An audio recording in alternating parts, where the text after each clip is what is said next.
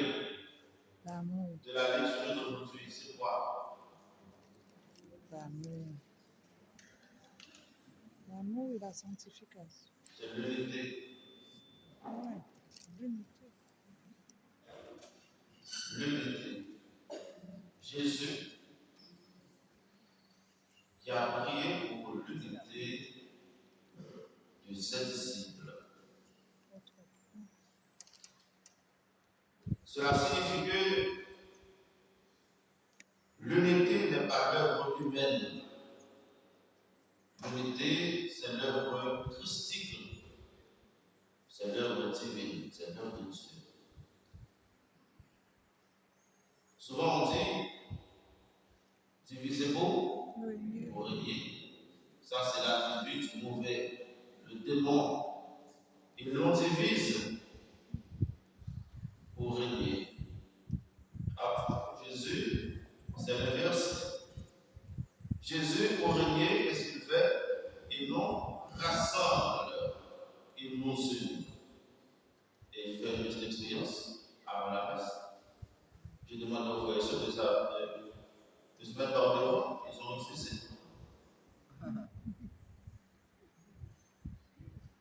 Avant de parler d'unité, si entre nous, même en venant à la messe, nous ne pouvons pas faire unité, nous ne pouvons pas nous mettre ensemble, nous ne pouvons pas nous rassembler. À quoi pour parler d'unité? Ce n'est que le discours. Donc le point de parler de la réalité. Il n'y a rien. On vient entendre la parole, mais ça passe pas. Alors que quand on vient à la messe, chers familles, hier soir, je vais donner ce conseil aux frères et sœurs qui étaient là. Quand vous allez à la messe, mais quand vous venez à la messe,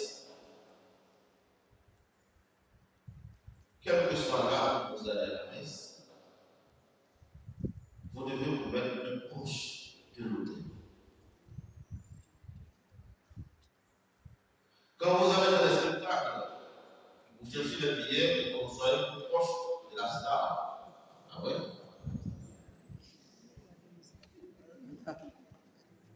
Mais quand vous venez à la messe, vous restez derrière. Même si le père vous demande de vous mettre par devant, on refuse. C'est l'autel qu'il faut chercher. Il fait chaud, moi aussi. Vous voyez, une chemise manche longue, il y a quelque chose avant la chemise, il y a la charge.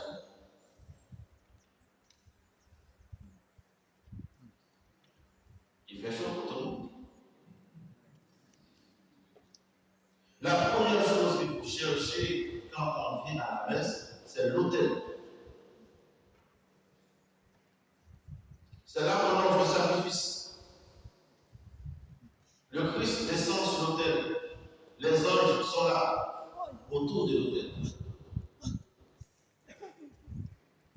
Et puis, dans un sens d'accueil, quand on vient à l'église, il faut penser aux autres. Je dois participer à l'accueil des autres frères et sœurs. Si j'arrive le premier, je me mets au premier banc pour laisser la place à celui qui arrive en retard. Comme ça, on n'a pas besoin de déranger l'assemblée. C'est pour dire que l'unité, c'est vraiment, ce n'est pas l'œuvre humaine, c'est l'œuvre de l'Esprit Saint. Jésus a prié pour l'unité de ses disciples. Il a prié pour l'unité des chrétiens. Il a prié pour l'unité de l'Église. Parce que il sait très bien qui est l'homme. Il nous connaît. Nous sommes plus à l'aise dans l'isolement. Nous sommes plus à l'aise dans la division. Jésus nous connaît. C'est pourquoi, avant son départ, avant son retour vers le Père, il a prié pour l'unité de ses disciples. Pour que cette mission soit effective, il faut l'unité des disciples. On dans l'isolement de la division. Ce sera un contre-temps. Jésus, pour réaliser la mission que le Père lui a confiée, est resté uni à son Père du début jusqu'à la fin. Père Saint, garde mes disciples unis dans ton nom, le nom que tu m'as donné, pour qu'ils soient un comme nous-mêmes.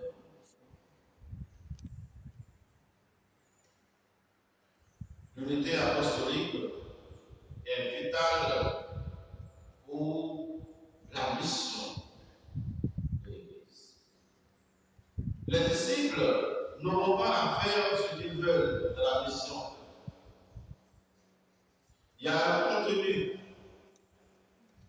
Jésus indique, Jésus donne l'ordonnance. Il nous dit voilà exactement ce que nous devons faire de la mission. Nous n'avons pas à inventer. Tout est déjà établi. Dans la mission, les apôtres peuvent avoir tendance de faire ce qu'ils veulent.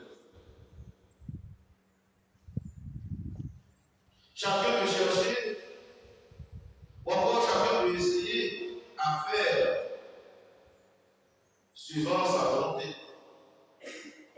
Et c'est pourquoi Jésus a demandé à son Père de garder les disciples dans l'unité.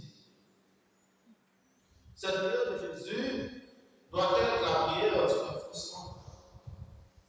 Le pape doit prier pour l'unité de ses cardinaux, pour l'unité de sa curie, pour l'unité de l'Église. Cette prière de Jésus doit être aussi la prière de chaque évêque ou de chaque archevêque pour son presbytérium. Demander à Jésus de ses prêtres dans l'unité. Cette prière de Jésus doit être la prière de chaque curie de paroisse pour demander à Jésus de garder les différents ministères, les services, les collaborateurs, les collaboratrices dans l'unité. Sans l'unité, il n'y a pas de mission.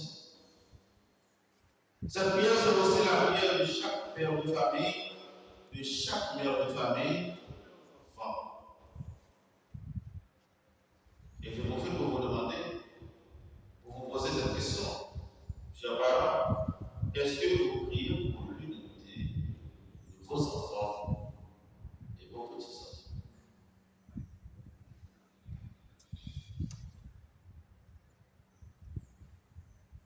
Oui et non. Dans les familles, nous avons besoin de cette unité, l'unité familiale. Nous avons besoin de se vivre ensemble, de se tête à tête pour embellir la famille. Judas avait laissé le corps, eh bien, il est allé à sa perte. C'est ça le danger. Quand on laisse le corps, quand on s'isole, on est devenu la proie du malin. Et c'est Jean a décidé de dire, immédiatement que Judas a laissé le groupe, il faisait nuit. C'est-à-dire c'est le péché. Le diable dans le dessus. Quand nous sommes ensemble, nous sommes plus forts. Et quand il y a la division, nous sommes devenus vulnérables.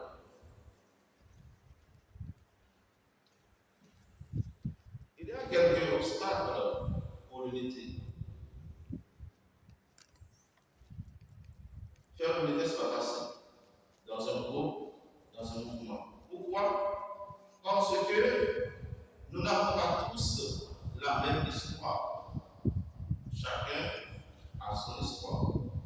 Nous n'avons pas tous la même éducation familiale.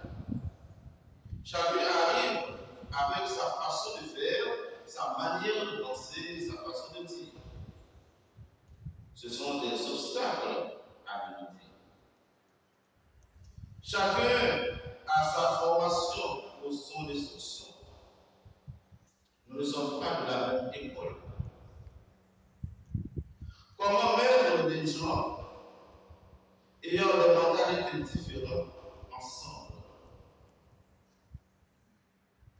Ce n'est pas facile.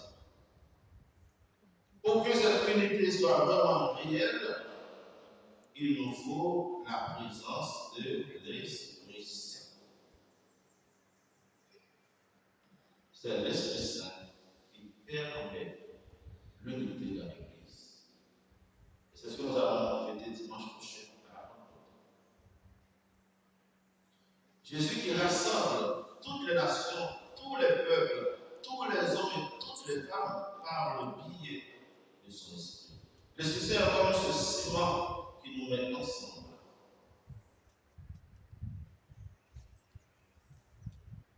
Dans notre communauté paroissiale, ce n'est pas toujours facile de parler de l'unité.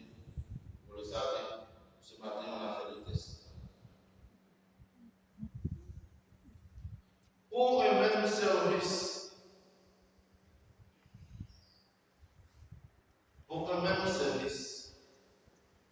on demande à deux chrétiens de se mettre ensemble, et bien c'est la guerre. Alors que Jésus nous envoie combien? 2 à 2. Nous devons savoir que, frères et sœurs bien-aimés, c'est que la mission de l'Église, ce n'est pas notre propre mission. Moi, je ne viens pas à Royal pour faire ce que je veux. Je viens à Royal pour faire ce que l'Église me demande de faire. C'est pourquoi on a reçu une formation. Il y a les documents officiels qui disent à chaque curé, à chaque situation, voilà comment procéder. Et nous avons un évêque qui nous dit voilà dans quelle ligne nous devons aller. Ce n'est pas la mission de Pierre Thibault, c'est la mission du Christ, c'est la mission de l'Église. Et c'est pourquoi, pour que cette unité soit réelle, nous devons mettre de côté notre ego. Se vouloir de faire paraître, c'est ma personne que je veux mettre en vedette. Et c'est pourquoi on demande au prêtre de s'habiller comme ça. Ce n'est pas la personne du prêtre qui doit être en vedette. Et c'est pourquoi autrefois, nos parents, quand ils venaient à la messe, vous voyez, ils sont bien vêtus. Pour que la mission soit effective de ce bien-aimé, nous devons être des témoins de l'Évangile.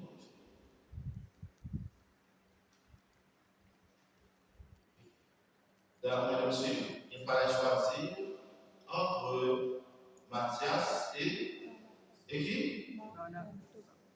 Et Joseph, appelé Justice. Mais il y a des critères. Il fallait que celui qui va remplacer Judas soit un témoin depuis la République de Jésus jusqu'à son ascension. Sinon, c'est comme un intrus qui va diviser le groupe parce qu'il ne connaît pas la réalité, il n'a pas été formé à l'école du Christ. C'est quelqu'un qui doit croire en Jésus-Christ.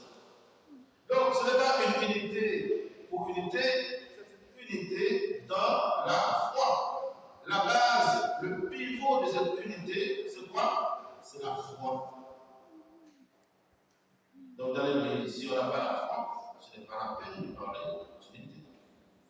Je l'avais choisi comme thème avec cette âme, marchant sur le chemin de la foi et de l'unité.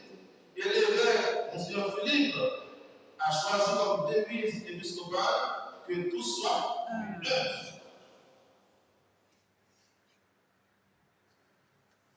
Comment nous vivons cette réalité? Est-ce que nous sommes des croyants? Est-ce que nous sommes des témoins? Il y a encore une autre condition pour que cette unité soit possible. Il faut qu'il y ait la sanctifié dans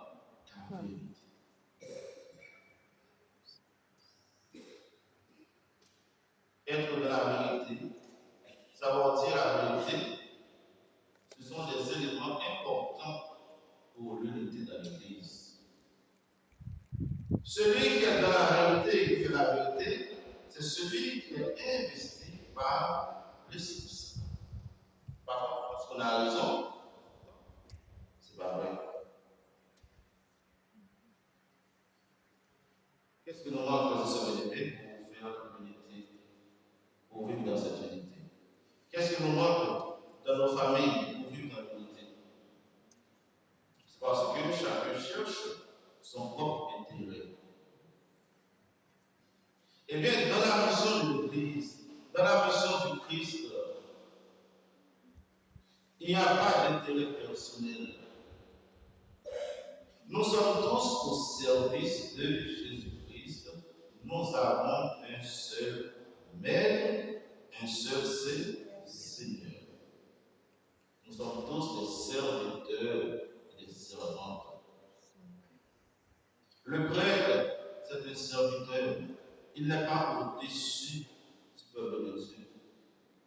Le pape, c'est un serviteur. C'est pourquoi dans chacune de ces lettres, vous allez voir serviteur des serviteurs. Le serviteur des serviteurs. Marie se considère comme la servante du Seigneur. Parce que cette mission qu'elle va accomplir, ce n'est pas sa mission, c'est la mission de Dieu. Chers amis, frères et sœurs, les ministères de service du pape croyant, est-ce que nous avons cette conscience que nous sommes des serviteurs et des servantes du Seigneur? Est-ce que nous sommes prêts à écouter les consignes du Maître?